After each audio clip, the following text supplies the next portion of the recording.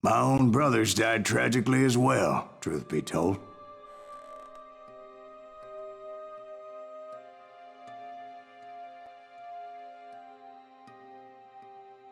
It was 1868, and me and my older brothers were pulling a tidy profit running cattle into Juarez, Mexico.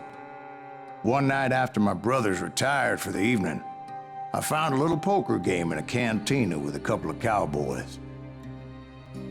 And I just couldn't lose. I even won an old Spanish coin that had to be 100 years old. Well, I was mighty pleased with myself the next morning as my brothers and I rode for Texas. But before we crossed the border, those cowboys caught up with us. It was Johnny Ringo, Roscoe Bob Bryant, and another asshole named Jim. They wanted their money back and everything else we had, including our lives, as those boys didn't want us coming for them later. Bob put that old Spanish coin in my mouth and said, "I won't have it said that I left you with nothing, boy." Well, those horses bolted, and there we hung as those bastards rode away. The branch finally snapped under the weight of the three of us, but being my older brothers were bigger and heavier, they were already dead. And right then I swore to myself that I would avenge them. Ringo you know about. But Bob eluded me, until I heard he was riding with the Wild Bunch.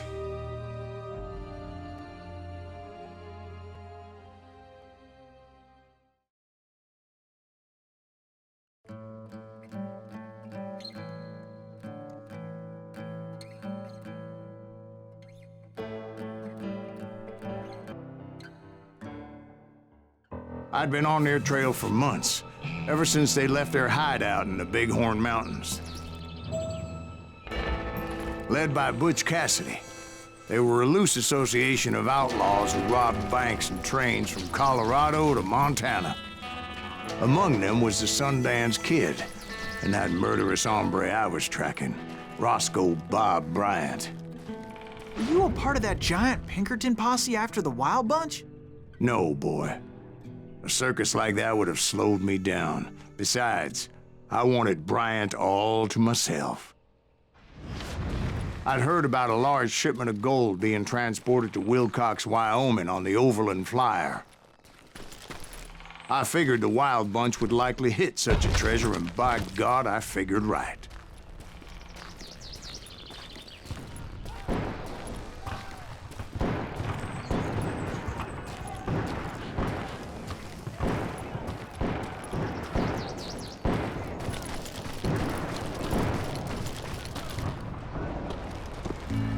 They blew the bridge with the intention of forcing the train to stop. Well, I assumed the Wild Bunch was likely in the still intact part of the train high above, so I had no choice but to make my way up through the passenger cars dangling down. I was determined to make that sumbitch Bob pay for what he did to my brothers.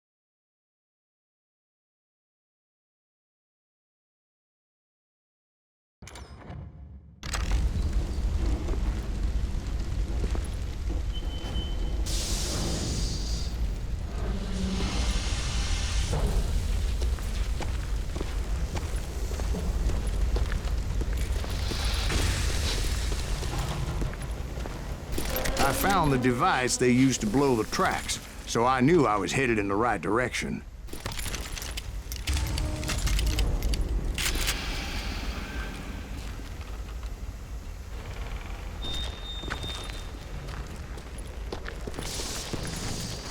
ears are still ringing from blowing up that bridge. What'd you say? I can't hear a goddamn thing. Well, I made my way off unscathed and came upon a few members of the gang and had Who's no that choice son of a but to dispatch Is them. that a goddamn Pinkerton? From there, I had to negotiate an even more precarious route.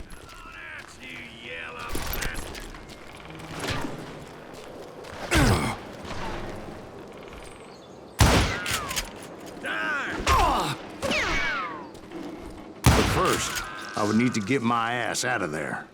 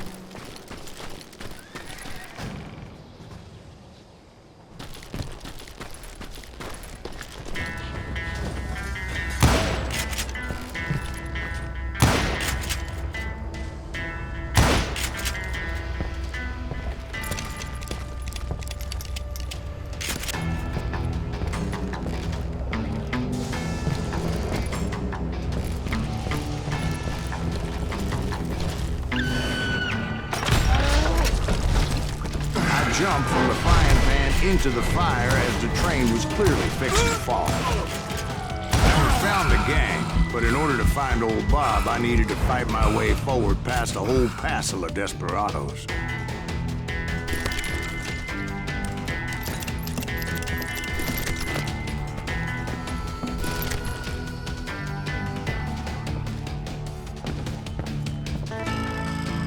Outside, inside, any way I could, I made my way towards my prey. Well, what about the passengers? It was mostly a freight train, as I recall. There were no passengers aboard that day.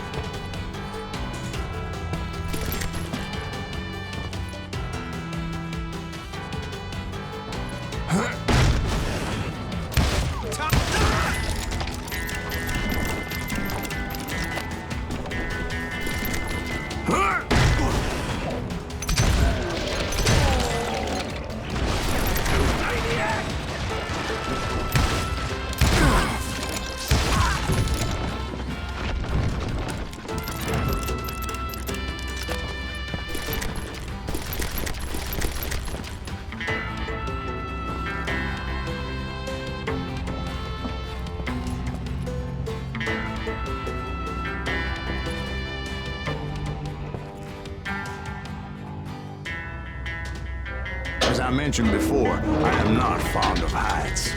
But I was too busy dodging bullets to worry about falling to my death.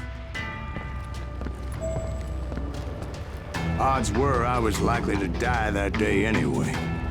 So I was determined to take down as many of those bastards as I could. You hear me?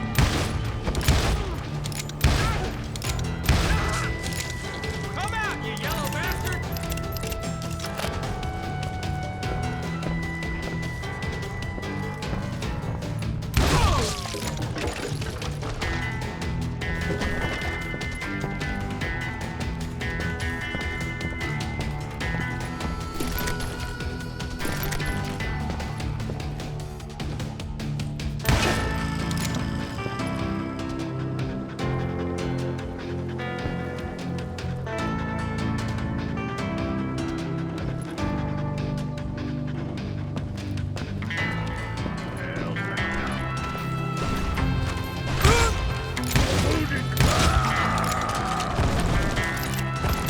Times it was like shooting ducks in a shooting gallery.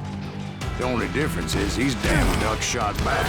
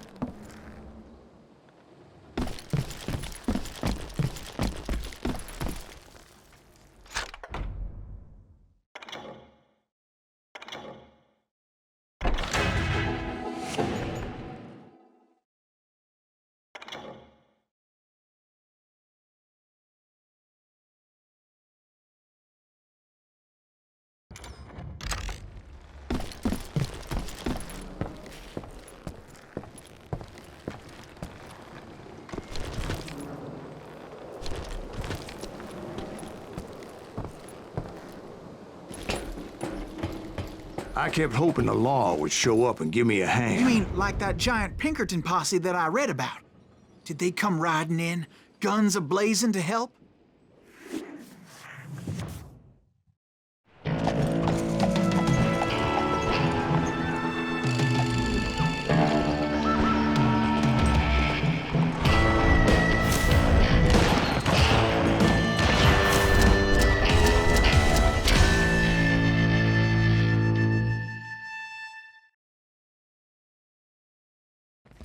Help? From the Pinkertons? No, son. I had to fight the Wild Bunch all by my lonesome, as usual. Who the hell is that?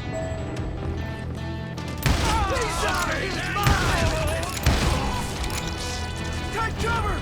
Retreat! Retreat!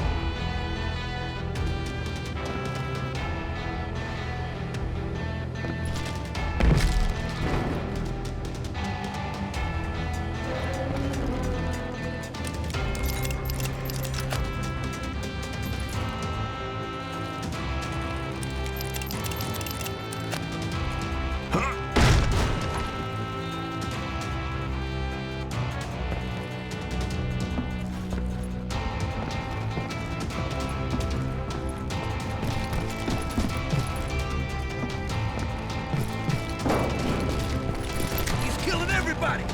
He calmed down the thunder. They'll kill us all! Death is coming.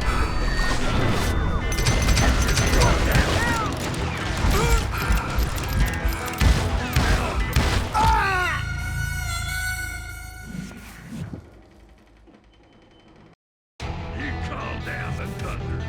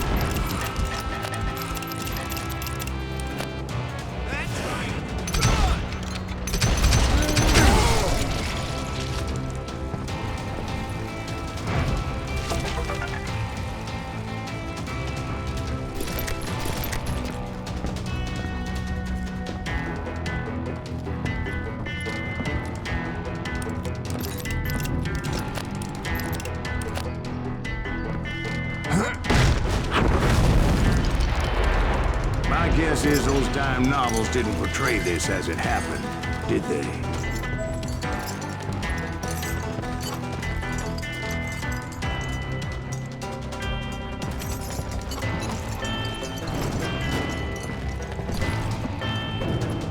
Only a few stragglers were left. I had to cut them down pronto if I was going to stay on old Bob's trail.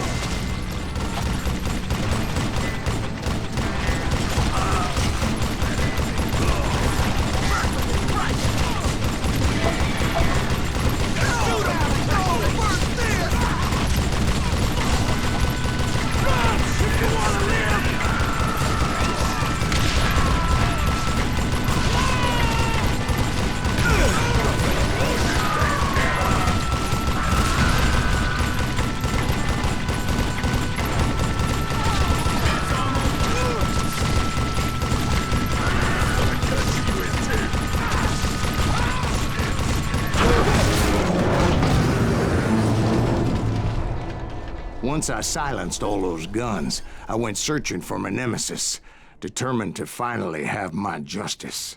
But the only survivor who welcomed me was George Flat-Nose Curry. Who was he? The fastest gun in the gang. Right after Sundance, I mean. And Kid Curry, and maybe Elsie Lay. Though some folks might dispute that.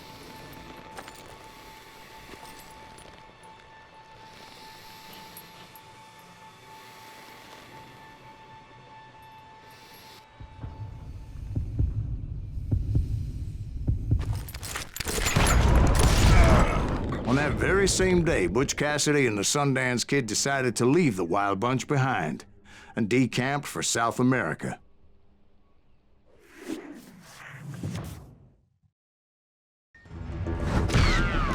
They ended up living down there for many years, but I'm sure you already know all about that.